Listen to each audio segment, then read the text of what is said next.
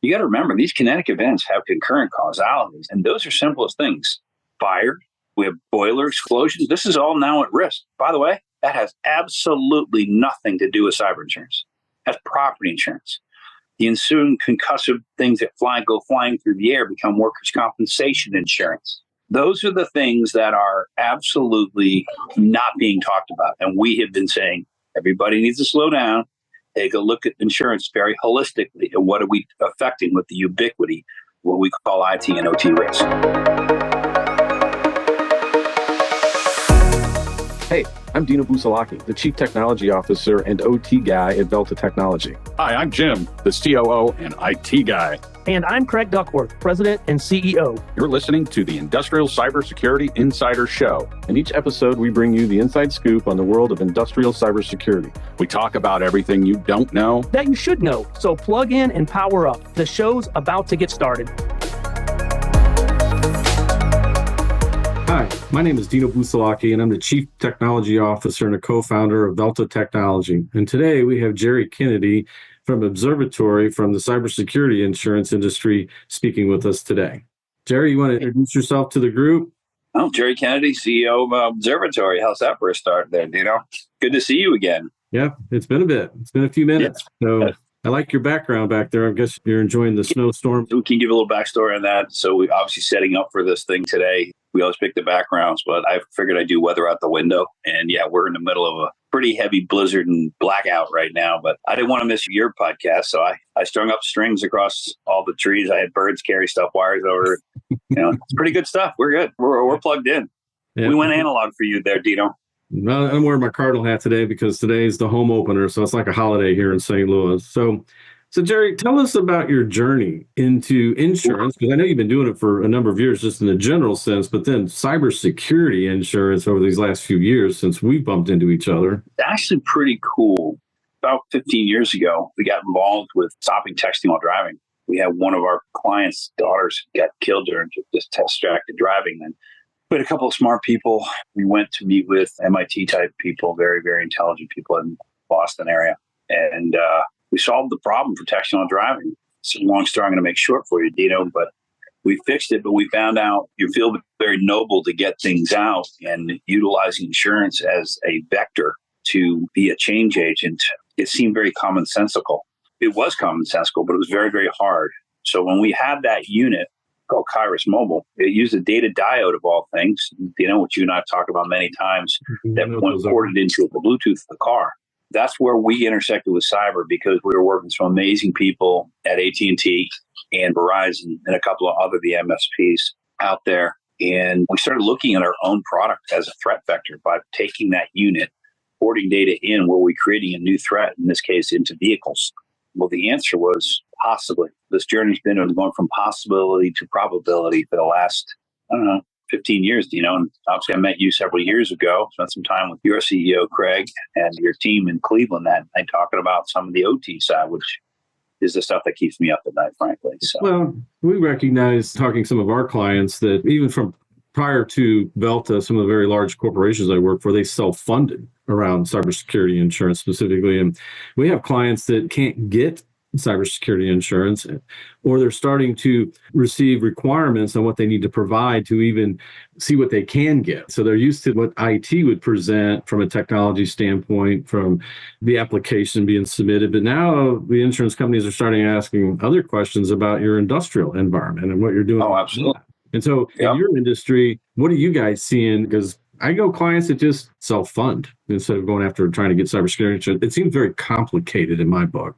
It was as complicated as it needed to be, but my industry didn't do their job. We actually fostered the complication because we did not know what we were doing. You got to remember the really first cybersecurity event, cyber event, let's call it, was Y2K. That's where we became familiar with it. That was in 1997 when we were writing Y2K coverage, just before the word cyber insurance ever was uttered. I was the underwriter on those things back in those days, and peers of mine were out there selling it very successfully. We learned how to do it. And between now and then, we forgot how to do it. So we understood the policy implications of, and we'll talk about OT heavily here on this thing, of what I would call IT and OT infiltrations and exfiltrations that cause the ensuing concurrent causalities. Now, that's a mouthful. I know that. What does all that mean? Well, if data flows in and out, I can make things go boom. I can make them catch fire. I can make them crash. I can make them operate wrong. I can make them crush. I can make them lift. I can change everything. But it's amazing what else you can do. And you look at the IT side of it. If something has to move on a certain date, I can change a calendar so it doesn't move on that date and causes concurrent causation. We are also getting worried about people who are, quote unquote, self-funding on these things. That's not going to protect you. The allocation of companies like yours, you are insurance. Insurance is this, Dino. It's a transference of risk. That's all it is. It's not a policy. It's not written word. It's not a premium. You purchase something. The premium is buying Velta in many cases. That's a pre-loss strategy. You and I talked about that many, many times. So the way you use your self-funding has been basically a 404 error for all you IT, OT people out there. It's just an error. Stop. You have to fix it. You have to back up. Re-look at this thing and say, if you're going to bow down to the great whopper, as I love to propose, the church of the blinky lights, it's not getting it done. Only you as a customer know your business. Okay. You understand your P&L. You understand your tech stack, but what you don't understand is your legal stack. That's what Observatory has been mastering for all these years. And that's why we got such a great brand out there, as we are considerate. So what happens is when somebody self-insures, I think, what they really need to do is really look at their budget for insurance. They need to rebrand that line item. And then what is insurance? Is the cyber insurance going to stop the loss? No, it's a cash flow issue. That's all it is, the fines and the recoveries. But you got to remember, these kinetic events have concurrent causalities, and those are simplest things. Fire, we have boiler explosions. This is all now at risk. By the way, that has absolutely nothing to do with cyber insurance. That's property insurance. The ensuing concussive things that go flying through the air become workers' compensation insurance. Those are the things that are absolutely not being talked about. And we have been saying everybody needs to slow down, take a look at insurance very holistically, and what are we affecting with the ubiquity, what we call IT and OT risk. That's a long-winded answer for the way that people are allocating money, but we've got to rethink this. That's why you guys are so important. You help the mapment of risk. Well, we in the insurance industry are not asking guys like you. I am. We're building products centered around working with guys like you because it's considerate. We don't know what you know. We learned that, didn't we? And we have clients ask us to start down this process. I've heard this from 3 different technology companies over the past year. One of them just recently at an event in Charlotte. And you would hear this from Cisco. You would hear this from Clarity. I heard this again from Armis. And these are companies, everybody knows who Cisco's system is, generally speaking, but they also have an industrial cybersecurity technology stack that they have.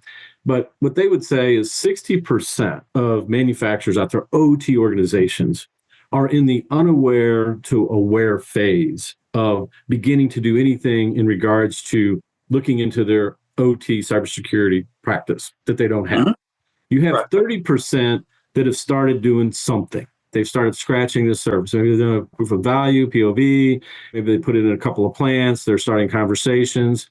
And you have 10% that are on the other side that are moving towards operationalizing these tool sets and integrating them.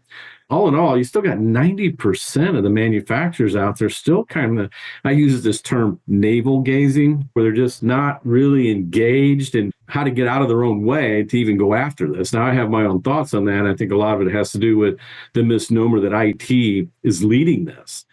In many cases, they are.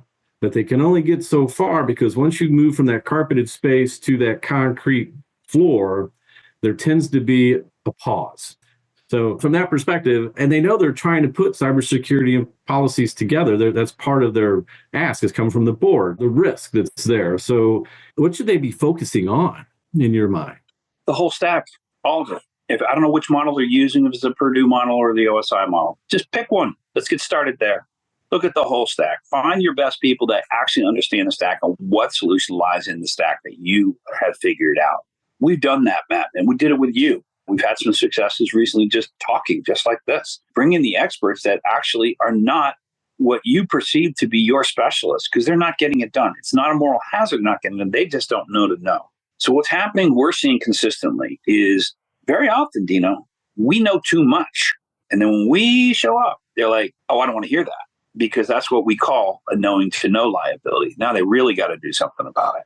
Who cares? That doesn't matter. If you hear what we tell you and you know about it and even attempt to mitigate it, that's creating reasonable care.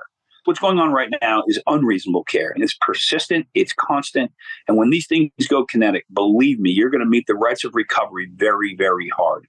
We're going to look at the business judgment rule on a post-loss basis. Boards of directors, I hope you're listening, because we're going to find out you don't meet the business judgment, your D&O will not help you. You will be denied. I have plenty of my friends who can expressly tell you, you're going to be denied. Going out to what I would call the new idea of insurance that companies like Velta, we have friends that are doing stuff in entropy and all these wonderful areas. If you're not looking at attempting to rectify these situations by identifying the risk in the first place, when that's what you guys do so well, how do you know where you're going if you don't know where you are? It's as simple as that. Yep. But what we're seeing consistently, Dino, is the good ones that are out there, and we have talked to them, you and I, they're embracing the risk, Dino. They're holding on to it. What do we do with this? How can we tell our customers, yeah, we got this? That's de-risking in and of itself. That's called disclosure. And number two, the embracement says, look, we're going to map this risk to the best of our ability, but we're also going to look at you. You may have the same problem we have. That is where the community, which we have developed, a lot of us, Dino, there are a lot more people on this feed that you know well on LinkedIn and other vestiges, that it's just stopped for a second and went, you know what? This is making a lot more sense. But the conveyance of this should have been done since day one was insurance. Our policies are broken, flat out broken. We have been fighting very hard to get that fixed.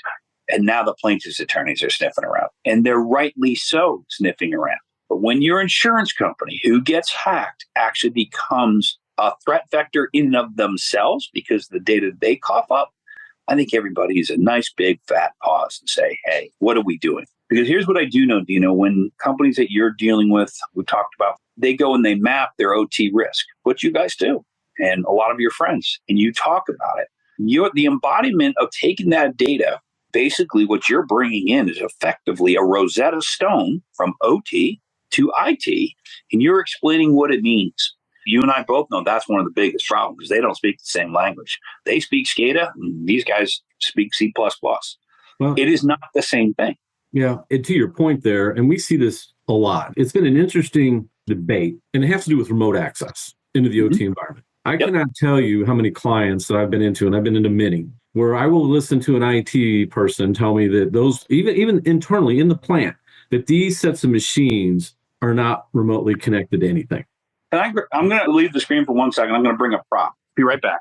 I wonder what the remote access will be. Well, it's as simple as this. It's an on-off switch. It's like this, see? Toggle. I have literally been in cases right now. All this had to happen was that. Right. Start there. So this is analog, okay? Well, we can make this happen digitally. And in the OT world, the fact that you can disconnect and know that's available, Dino, you know they can do this. But they don't. Because you got to remember, a lot of their machine centers they buy from third parties. They buy from an OEM. But that's third-party risk, okay? But now we're getting into the contractual and extra-contractual realms, which is what we are so good at. We have clients that we're working with, people like you. We leave all of a sudden the I's and the ones and the zeros, and we start getting onto the legal stack. Well, that's what we're really smoking in, my friend. You just nailed it. So if you elevate your duty care to go back to something like this, just start there. You're starting to get what reasonable care is, moving away from negligence, God forbid, kinetic, gross negligence, those types of things. This is what the D's and O's. If I was walking in one of your guys right now and I was walking in Gerry's office, I've had 15 of these in my pocket and I throw them around like chum, play with them. Yeah, what we witness is there's a lot of folks that don't even realize what they have in their environment, right? I mean, if you look at any of the security frameworks, the number one tenet is asset inventories, identification. Mm-hmm. What do you got? And even though visually they can see that they have this equipment on the plant floor, they don't know what's underneath the hood, and they don't know how it's connected into the environment. Whether it's, we find cellular modems in these things, we find Wi-Fi in these things, we find it connected to the plant network, but nobody can see it because they don't have the right tools in place to surface it up. And we'll hear executives on the IT say those machines aren't connected. We'll hear people in the plant say, no, those machines aren't connected. But what'd you do during COVID? COVID kicked this door wide open. People couldn't travel. You couldn't get on site. We're going to let your plant just shut down, because you're having problems with your machine. No, you provided remote access into that space, and it is still there. And when we uncover it, for a lot of them, it's like, and we show it every single time. It's been a challenge. Can I ask you and your audience a question? Most of these are manufacturers in your world, predominantly manufacturer or in that pipeline supply chain. When they start talking inventory, every December they bring in a company that comes in and inventories their stock for tax purposes. They inventory, they catalog it, they actually process it as part of generally accepted accounting principles to do so. How is this any different? Wouldn't that same logic be applied that on a given date, you have to do this, inventory and put the report in? Because here's what's going to happen, Dino, and we've talked about this. Once this inventory happens and something triggers it, I'm going to leave OEMX, we all know who they are, and they've got that great PLC on the box and it's coded 15112, but those boxes are 40,000 places across the globe. But the one in Cincinnati gets hit. But the guy in Tucson hasn't been hit, but the operative ordered it yet. But he goes to his inventory and says, oh my God, we just got a public notification that an OEM bottler in Cincinnati got hit. Now, we don't want the bottlers getting hit because other people make our beers. When we hang out the next time there, we want to make sure it's on the table. But I'm kind of making a light joke of this because what's going to happen by inventory, you get an early warning system, and that is very plausible. There's a great technology out there to do this. It's called Google Earth. I know a few people I can call that do work in the GIS field, and this can be done. No one is paying attention to the reporting side of it, and that is pre-reporting. Inventorying is so important for reporting. But it's like they operate in two dimensions between IT and OT. They're not in the same dimension. And we see that because when you really put a spotlight on your manufacturing environment, most IT organizations don't want to own that. Even when we talk about what it takes to secure that, I've heard these questions. It's like, if you're exercising the same amount of due diligence to secure and protect your enterprise, why aren't you applying that to the plant floor? The same amount of due diligence. But the response I get is, well, do you know how much that's going to cost? And it's like, yeah, I got a pretty good idea what it's going to cost. That's where I was going. So I knew the cost was coming, and that's why I asked you to stop. So, okay, why did they connect these things? It wasn't a function of IT or IT. It was a function of accounting, reporting. So the very transformation, right? Right. Well, they're not mapping their risk from the generally accepted accounting principles side. But they can't go around and say, hey, I don't understand this IT/OT stuff. And I'm going to sit in the room and say, really, Mr. CFO? Are you sure? Do you inventory the inventory that's out there on the floor right now? And you do it every day?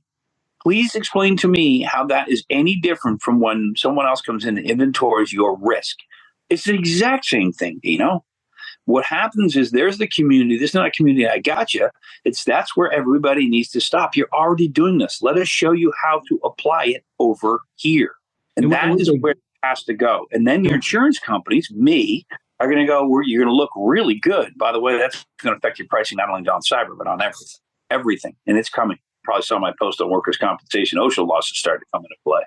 The ones that have been hit, right? The ones that make the news. A lot of people say, well, they all started in IT, began in IT, but it made its way to your plant floor. And the reason why you had to shut down Clorox, Colonial Pipeline, take your pick of those that had to shut down in abundance of safety, because they didn't have any visibility of how this hack, how far it had gotten within their organization. They didn't know if the control systems, it may not be a PLC hit, but there's Windows operating systems controlling those PLCs. And the hack was on Windows. So you're getting hacked over here on the right on the IT side, Windows. It's also made its way to your plant floor. It's Windows. And so they have to shut down to go through and clean and scrub to see if they remove any malware that may have made its way down in there, because they can't sit there and unequivocally say, I can operate because I don't have the same problem going over there in IT, so I can keep running the plant. Dino, I'm going to bring it back to one of your original questions because you just hit on it. They went to the product. You said it was Microsoft in this case. So everybody's so concerned, can I get coverage? In some cases, you don't need coverage of your own. You have coverage of common law. If someone causes a loss to you, a third party, I always use the term digital pinto, you have the right for recourse. These CEOs in the aggregate, these people, the CFOs, the risk managers, are not using the common law leverage that they have, which is a form of insurance, okay? That's what it is, transference of risk to the laws. They are not using their rights of recovery, which is what we are teaching them how to do. Plaintiffs' attorneys are not all ambulance chasers. Many of them are advocates, okay? And some of them are quite good. The defense attorneys are starting to realize that this stuff is coming down, and because of these concurrent causalities that they know about, done nothing to mitigate, is where all these problems are going to come back to haunt them. Those are very, very important things. People need to relook at what insurance actually is. Stop looking as a policy, a paper that comes from the usual customers. Question everything. And I'm questioning everything. We've got cases that cyber cases are getting denied, and we're helping customers get it denied because they don't understand the construct of the policies. That's what we do. Just like people in the manufacturing world don't understand that the mapment of every little gray box is along that way on the beer line, or it's a paper line or whatever. What does it do, right, Dino? Right. I mean, that's, again, our strategy, what we do is OT specific intrusion detection system cybersecurity. That's what we do. And that's going out there and mapping out all the interactivity going on within that environment, asset inventory, showing you what your vulnerabilities are, doing threat hunting, tracking down all your remote access in and out of this environment, stuff that you may be aware of, stuff that you're unaware of. That's our focus, is how you can get better. How can you improve your cybersecurity posture, reduce your attack surface? And that's the game we play every day. Can I add one thing this is a give back to your clients. Let me explain what Velta does through my eyes, Steve. You and people like you, Clarity, all the rest. Great guys. What you're doing is you're giving a better underwriting file. I'm an underwriter. So when you fill out your application, brick or frame, what's your name? This is the description of risk of what I do. But then all of a sudden you come back with a nice report that says, hey, we've gone the extra mile to do that work. I cannot tell you or any CEO, any board member that you're about to meet, because if I'm in the room, this is what I'm going to be telling them. You can't not take these guys. This is not a shameless plug. This is just the way the world is. For you to do a statement of where you are today puts you in a better position post-loss. And I'll give you a perfect example. When you have what we call an HL61 or a personal floater, do you map your jewelry, your china, all these other things? Those are very, very important because on a pre-loss basis, they can't question it. Yeah, these guys did map that for. Because here's what I do know, everybody on this feed. If it's listed, it's covered. They can't fight you on it. You are giving them what we call, and some of the lawyers we're talking to, listing things, the list of things. You do a lot more than you're just stating the obvious. It's in all your websites and things like that. But, Dino, in many ways, you guys are insurance. So don't sell yourself short, my friend. Thank you. I would ask you about this SEC ruling that came out last year. Yeah. In regards to if you get hacked and you're a publicly traded company, you have X amount of days, I think it's just 2 or 4 days, to let your investors know that this is going on. Have you been drug into anything along those lines? Yeah. Because that's, I got to believe it happens every day. I know some people keep it quiet. I'm going to keep my hat off to a very specific company who did get hacked. Everybody's getting hacked. It's what you do after the hack that defines a relationship with a guy like me. Our friends at Equifax, Jamil Ferranchi, who is their CISO, he and Mark Bagor actually came out with the statement of the state prior to any losses. This is how bad we are right now. We can't get any better. I thought that was genius. Because when you have the second hack, because you can only do so much, because you can only attain cyber maturity, you actually did that beforehand. You can't say, hey, investors, you didn't know how bad the market was. We told you. I think the SEC hasn't gone far enough. They should take lessons from Mark Bagor and Jamil. Start there. Make it an 8K plus. Make those filings and make it its own filing, their cyber filing, the statement of the state, and you should be part of it. If you got OT exposures, just did you map your risk? Fine, submit the map. That feels kind of Sarbanes-Oxley, doesn't it? Yeah, I mean, again, this is not foreign to them. So I'm going to answer your question. Yes, we are getting brought in on SEC situations, and I do understand it's a notification to investors. It's basically an additional risk disclosure statement to the 10K. That's just a compliance issue. But there's an ethics issue here because disclosure can't just happen only to the investors. What about the people that are under your roof? You need to notify your employees. I'm going to tell you, every union in the world is going to be grabbing onto these words because this is going to be a negotiating for every union contract coming. And it's not just unions. This is just common courtesy. Hey, look, on the systems that you're operating, we call them our digital premises liability that we're operating. We cause some problems. It's affecting our stock. But for you employees, HR people, listen up. This is something you need to report to your employees because the second somebody gets hit, because this OSHA is going to be coming down on you like a ton of bricks. It's not just the SEC. I've been waiting for that one on OSHA, digital safety as we call it, but we're talking about kinetic things, right? And when will OSHA and CISA be working together, or will they work together? They are with TSA and what they're doing in critical infrastructure, but at what point do you think that you'll see some type of OSHA regulations related to digital safety, just like we look at from physical safety? So this is a particular hot button with me, and you know that. So for you listeners, he knew exactly what he was doing. So on the OSHA front, you have to look at your digital premises liability. Let's just use a law firm or a grocery store. Doesn't matter, agnostic. So you go in a grocery store and there's water and they have that yellow cone out front. The area is wet. That is elevation of duty of care to prevent what? Somebody from slipping and falling, having physical loss. Physical.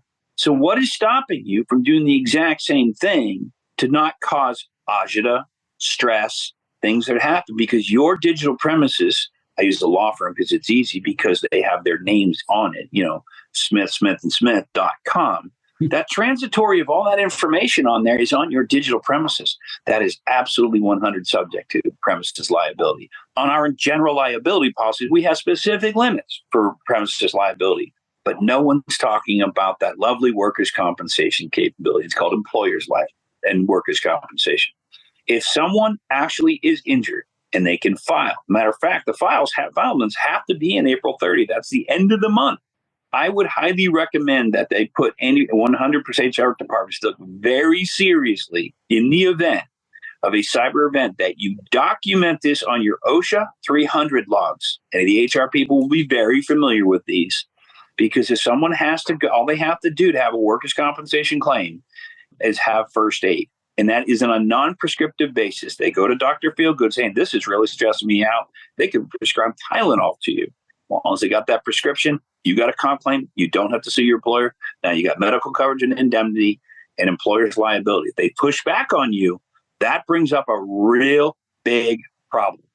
That pushback will be third-party overactions. Gee, Gerry, what are those? Well, that is where the rights of recovery of workers' compensation carries to come back on your general liability policy. You will note that I have not mentioned cyber insurance here. These are all concurrent causalities that reside in the legal stack. They're there now. The plaintiff's attorneys are looking at them. So if any of your clients are not elevating their due care, are looking at multiple threat vectors, and they think their insurance is expensive now, you ain't seen nothing yet. So this is why when I tell all of our friends in the tech stack where they address things, they map it, they affect the assigned risk, whatever that risk may be, whether it be jackware or malware, whatever they're doing. There's some amazing garage bands out there that are not getting the voices either. And we know a lot of them, Dino, and they need to get out there. Our industry is the people that should be out there saying, hey, listen, let's give them a chance. There's a lot of talk. We need to get this stuff done. So mapping your risk is basic 101. We do it every day. It's called insurance application. That's called mapping the risk. There's no different. I mean, I can see your face. I can see the smoke coming out of your ears. This is some pretty heady stuff, but everybody's got to know. We led the field on this, Dino, for 10 years. Now it's all manifested. The book is going to be awesome, but I want to write what happened is good, not what happened is bad. We're fourth in inches right now. Yeah, I mean, that's kind of why we put that index together, right? Our connected device index. It was our way of creating a FICA score, if you will, in regards to the situation within your environment. You would at least have a baseline. Which is your path to maturity. Let's just be honest, Dan. There's nobody out there who's going to be cyber hygienically 100% because the game constantly changes. But if you are literally living in the land of compliance, you're in the land of rights of recovery. You have no idea what you're doing. I'm talking to heads of state of insurance companies that they say, "Oh, we're compliant." I said, "Well, let me know when you get to security. I'll be impressed," because they're not. They still hide behind those darn compliance issues, which are what 1997 pre-Y2K. Right. In a wrap up here, what was one piece of advice you would give as a takeaway for our listeners? One thing that they should consider right now in regards to cybersecurity insurance related to their operational technologies? Well, first of all, admit you have risk. Start there. Know that you don't know everything. You need third parties. And once you start to begin, open up an idea of becoming a community of your suppliers, community of your IT guy. Don't put your IT guy who you currently have, you have all the chips in their basket. You're being unreasonable to them that they think they're going to make it all go away. Right. Don't give them the threat that, we're going to turn you into the pre-made scapegoat. Have them say, listen, we're going to spend extra money. We're not trying to push you out. We're trying to make you better. If people come back in a sense of community on this and have a sense of civil defense for their entire supply chain, and I don't care where that lands in your chart of accounts, talk to your lawyers. Hey, are you looking at your cyber hygiene? Are you pushing my IP across your stuff? And if you're not, we'd like you to stop and just tell me you really are, and we'll take it from here. Because I'm going to tell you right now, the cyber hygienic firm that can prove it is going to be the one that's going to get hired very shortly. Very shortly. Well, the insurance companies, they bring, and the law firms bring their cyber forensics teams to the table when these events happen, right? But what I haven't witnessed and seen is that same practice for the OT side.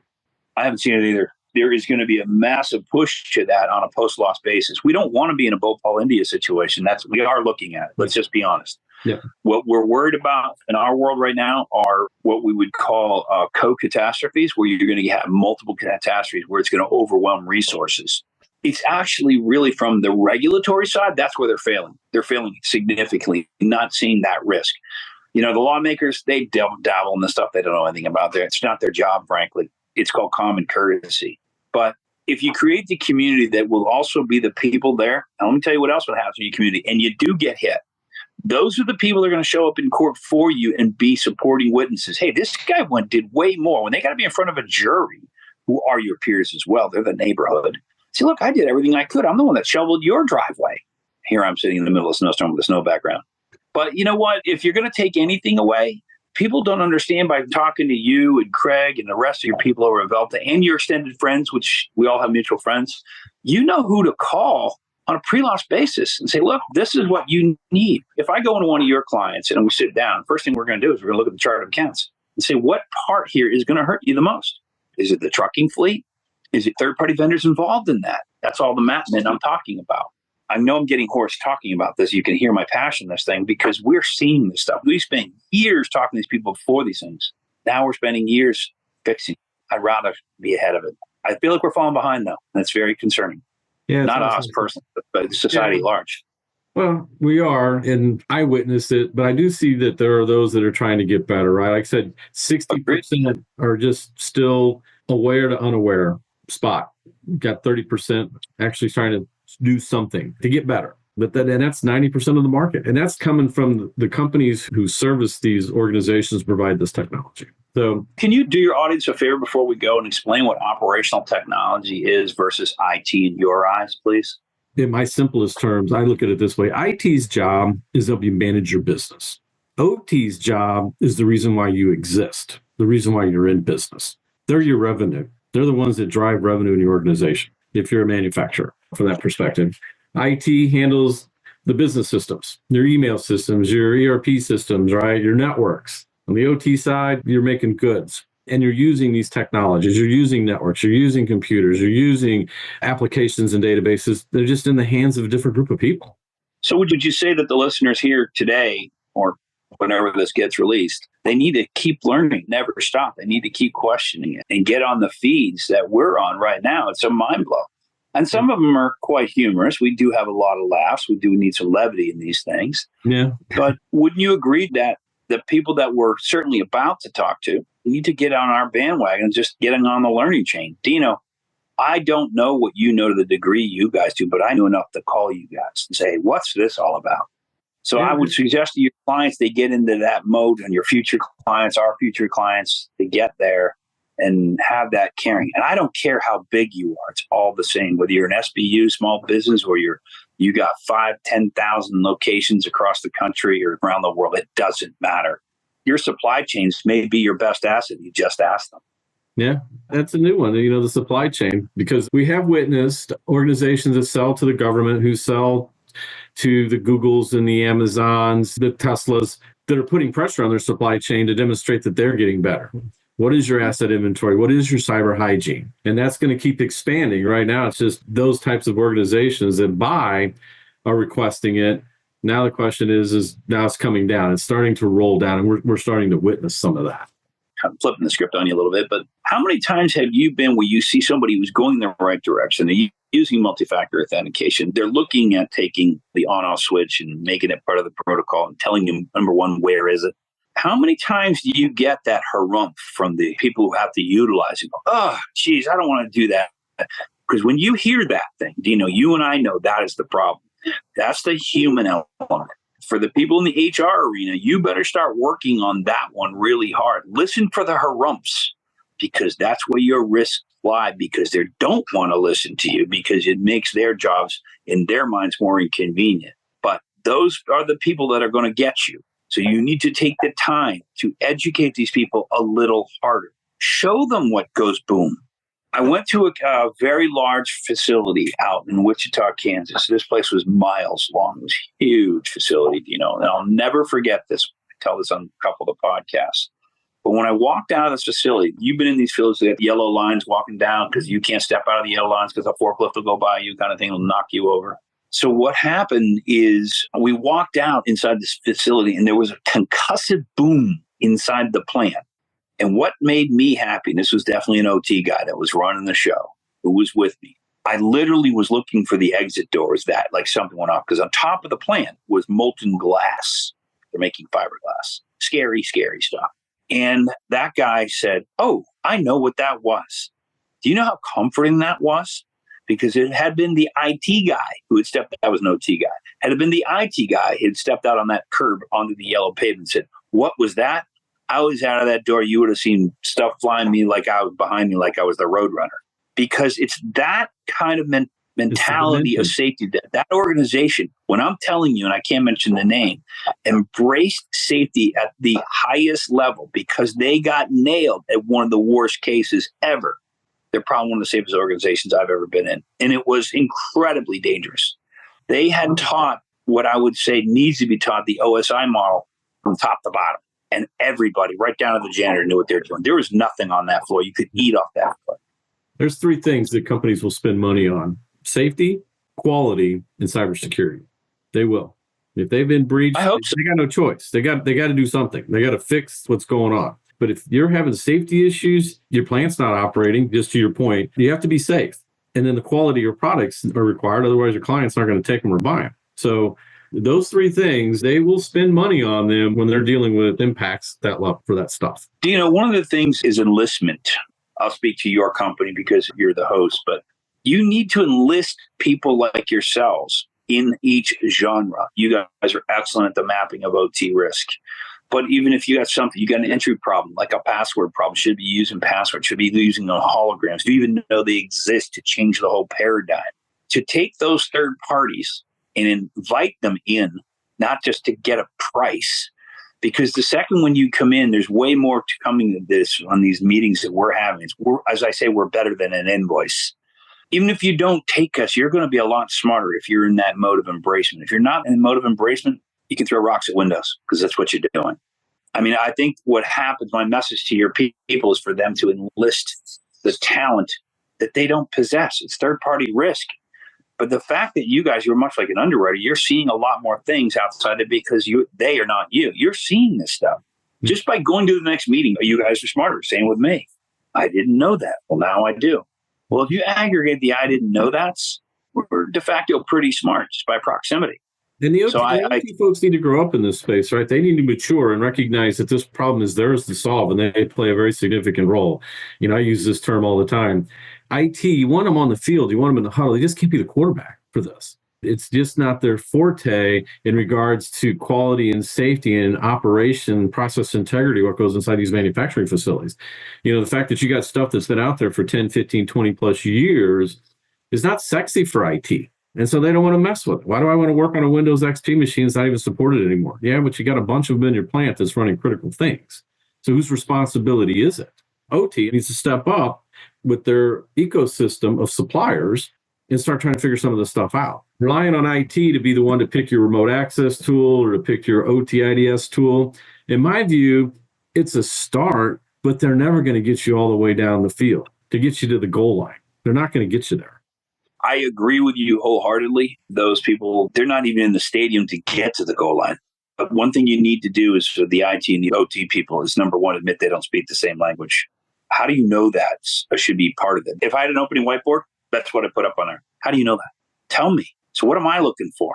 So I think we probably could go all day, my friend. So as we always do. But yeah, I want to thank you for your time today. It was really beneficial. Looking forward to more opportunities to work together and catch up. So have a great day, and I'll see you soon. All right. See you in Cleveland again. Perfect. Thanks for tuning in to the Industrial Cybersecurity Insider Podcast. To stay up to date with our latest episodes, be sure to click the follow or subscribe button now. And if you found this podcast helpful or have a topic you'd like us to cover, please leave us a review or let us know. If you're interested in learning more about Velta Technology and how you can get safer sooner, visit veltatech.com. That's VELTA tech.com. Thanks again for listening. See you next time.